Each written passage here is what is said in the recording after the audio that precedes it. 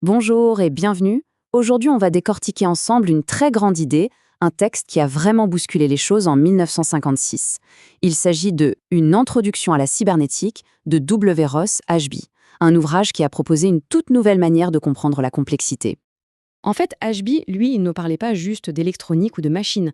Non, son véritable objectif, c'était de s'attaquer à des systèmes d'une, comme il le disait, complexité effrayante.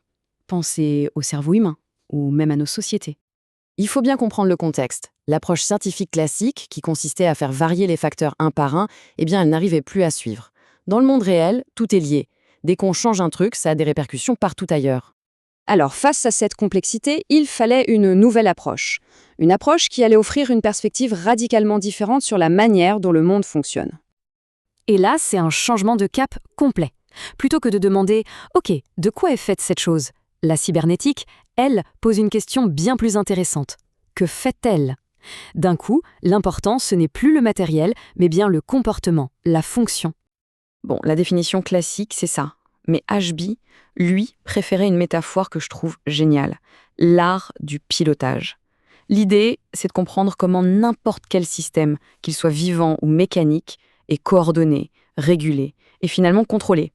Cette analogie, elle est parfaite pour comprendre. Tout comme la géométrie nous donne un cadre pour décrire n'importe quelle forme possible, la cybernétique, elle, nous donne un cadre pour décrire le comportement de toutes les machines possibles. D'accord, donc la cybernétique, c'est la science du comportement. Mais comment est-ce qu'on le décrit, ce comportement ? En fait, tout repose sur un concept unique et étonnamment simple. Ce concept clé, c'est la transformation. C'est juste une manière de définir les règles du jeu, les règles du changement.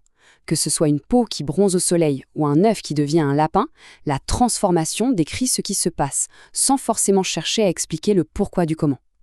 Prenons un exemple tout bête, un code secret. On a des éléments de départ, ce qu'on appelle les opérandes. On applique une règle très simple du genre passer à la lettre suivante dans l'alphabet, et voilà, le résultat, c'est une transformation qui est complète et totalement prévisible. Ok, c'est facile à imaginer pour un petit code, on est d'accord. Mais est-ce que cette même logique peut vraiment s'appliquer à la danse incroyablement complexe du monde biologique ? Eh bien, la réponse est oui, absolument. Ce rituel, aussi complexe qu'il paraisse, n'est en fait qu'une séquence d'étapes bien déterminée. Chaque action est une transformée, qui est déclenchée par l'action juste avant, ce qui crée une trajectoire de comportement super claire et définie. Jusqu'ici, on a vu des systèmes qui suivent des règles fixes. Mais là où ça devient vraiment fascinant, c'est quand un système peut changer ses propres règles de fonctionnement en cours de route. Et c'est cette question, justement, qui nous fait basculer. On passe de la simple description du comportement à la compréhension de la manière dont on peut l'influencer et même le contrôler. C'est là qu'intervient l'idée d'une entrée. Imaginez un simple interrupteur. Ce n'est pas un interrupteur qui change juste l'état de la machine, non. Il change les règles fondamentales de son comportement.